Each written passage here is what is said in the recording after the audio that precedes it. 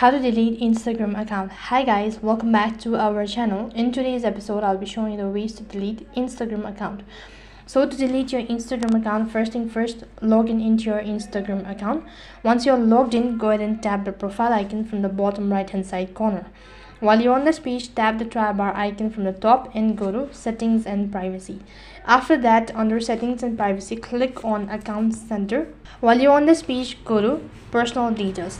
Once you tap the personal details, you'll be able to find multiple options. Go ahead and tap on account ownership and control.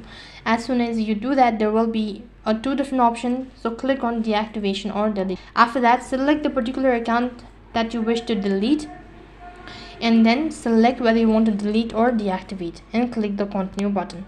Since you're deleting your account, you'll be asked to provide in the reason for deleting your account.